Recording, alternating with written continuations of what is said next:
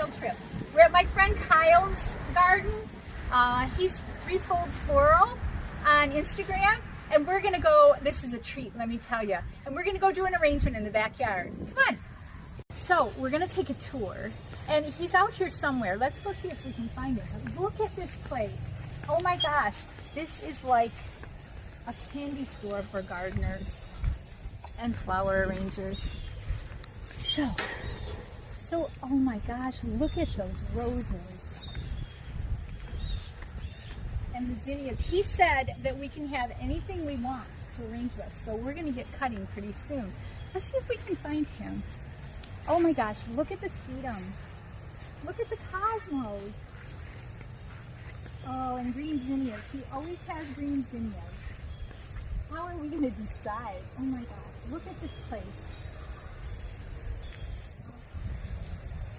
It's a fairyland, I'm telling you. Well, I think I already have about 5 or 6 things on my list that I'm going to cut. He should be around here somewhere. I see the hose. There he is! In the zinnia patch.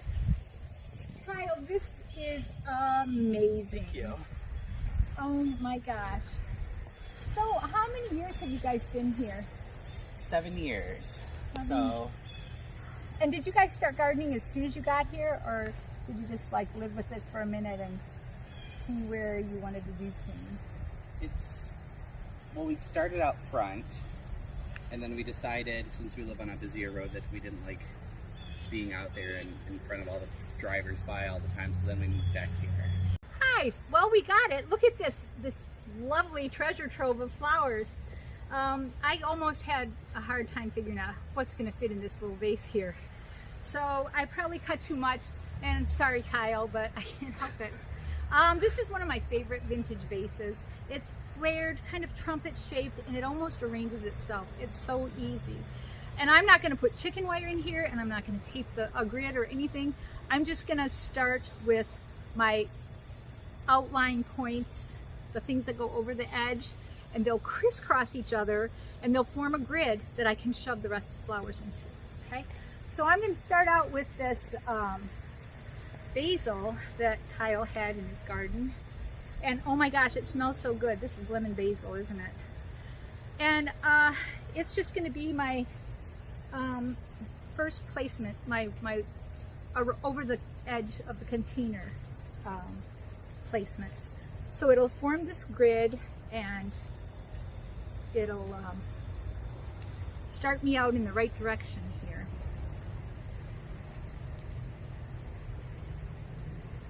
And this really wasn't the most ideal time to cut. You can see things look a little droopy. I should have gotten here earlier.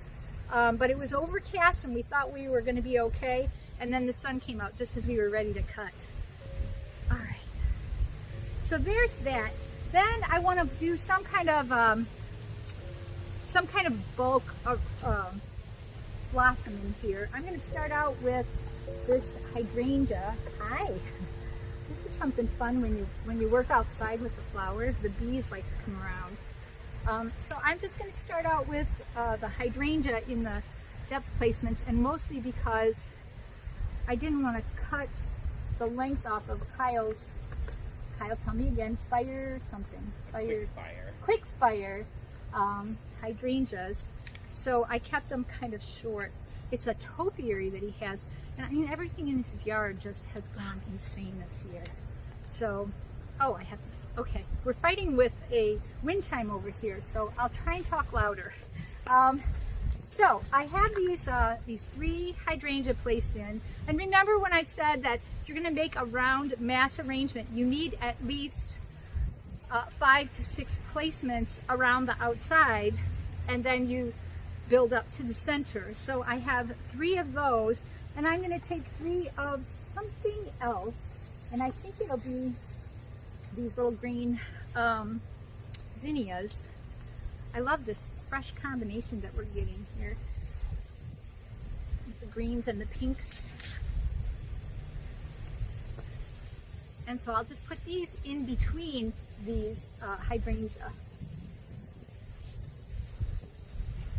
at different heights.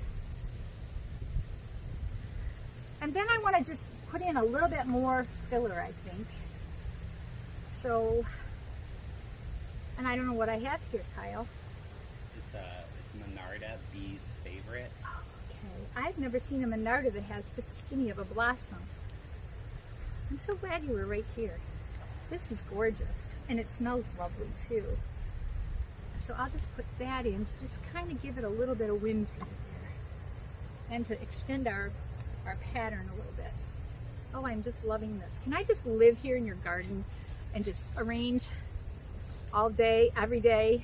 As long as you do some weeding. Okay. And I mean, I'm probably far enough away that you guys can't see this really, really wonderful texture that I'm getting, but wow, it's just incredible. So I'm just building up a little higher with this zinnia, and then I'm going to take this wonderful sedum that he has. Look at the length on the stem. Mine's like this tall, you know. I don't know, he does some kind of magic, but it's so much fun. You want me to show it again? Look at this stem, and I just cut this much off.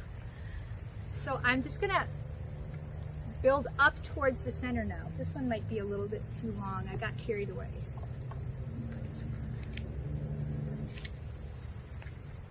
One here. Then I'll take this one. And when I'm cutting, this is going to sound crazy because they always say you want to have odd numbers, but I almost always end up cutting 4 of each item. And I think it's because if you put 3 in on the outside like this, then you still have 1 for up at the top, and I think that's why I always end up with 4. So those rules don't always apply, I guess. So, all right, I'm going to fill in with a little bit of this Hushera, and let's see. And then I'm going to add some peach to this because I'm bringing in a little bit of a, a creamy bronzy color, and I want to bridge that color. And this just has to go in. What I think I want to use is, look at this amaranth. Isn't it gorgeous? So then I'll just bring this up, just bring it through the whole arrangement. I'll put pretty much 3 in and then 1 up at the top, just like I've been doing with everything else.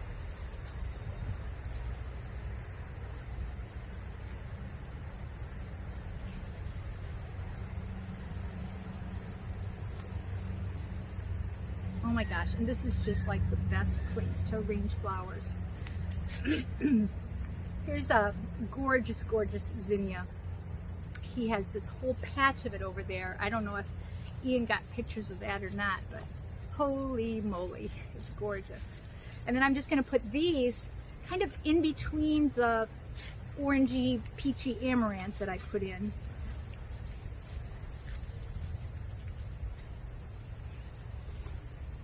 And then we're almost there.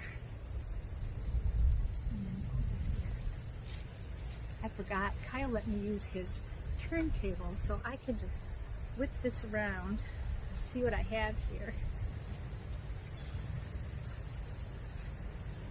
And then I think I have 2 more of these. And I'm just extending the line a little bit, pulling it out a little bit, almost to capacity in this vase. And we're over here.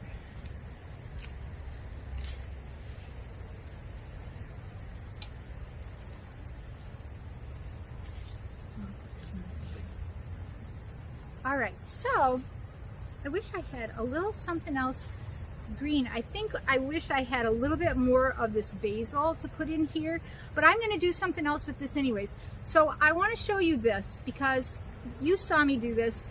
You can do this. This was easy, wasn't it? Crisscross the stems and then you have a grid. Okay, so if you can do that, then you can do this.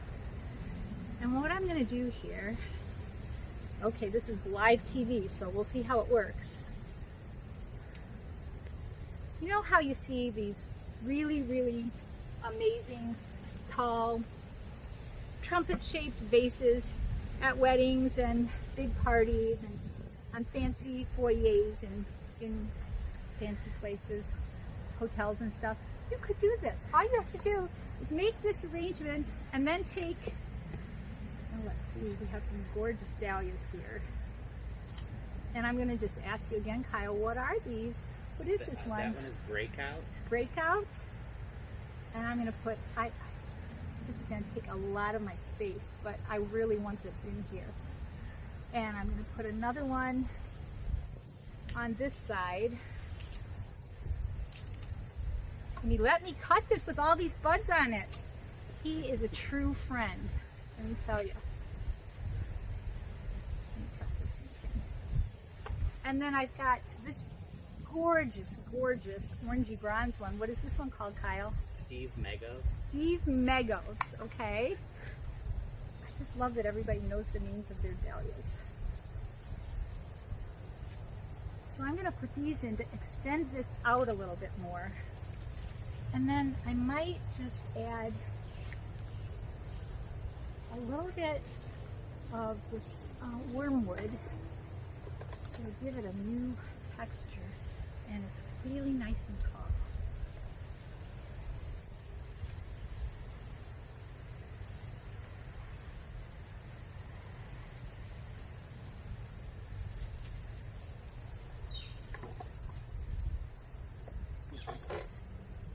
Some here. All right, can you see me still? I'm still in here. All right, and then I want to really add some drama to this thing. Oh, get in there.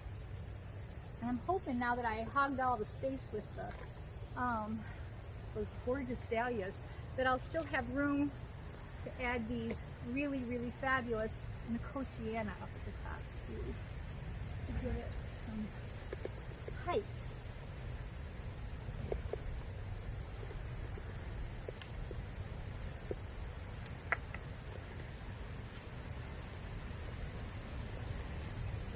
Yep, I've almost reached capacity. I want one more of these Nicotiana up here. He was so generous with these.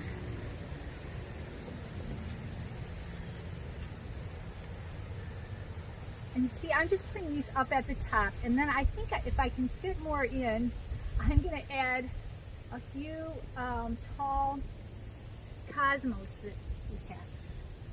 Oh, but I had these pink ones that I wanted to use. I bet Oh they're no! skinny.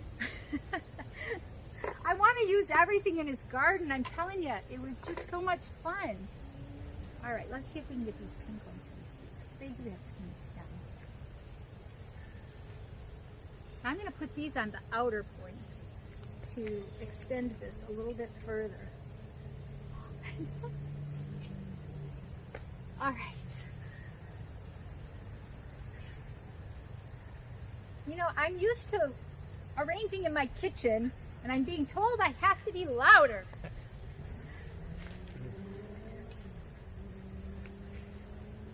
I forget I'm fighting with the outdoors and with the cars and everything, but oh my gosh, you know, you get back here and you don't think that you're in the city. It's so beautiful. It's like a wonderland. All right. So then when I add these white cosmos out here, they'll extend my whole arrangement.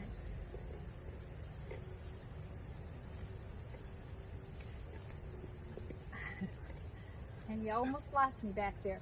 And then what I'd really, really like to do, oh my gosh, I wanted to use these Mexican sunflowers. You think I can do it?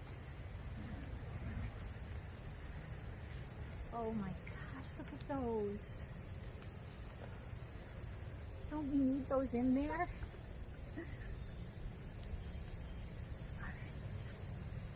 think we can do it. Yes. And you can see they don't like being cut in the middle of the day either. But we'll see what we can do here. And then I really want to put these hosta leaves around the outside to just kind of give it a collar, if I can fit them in. I think I cut really skinny stems, I hope. Alright, how are we doing on this side?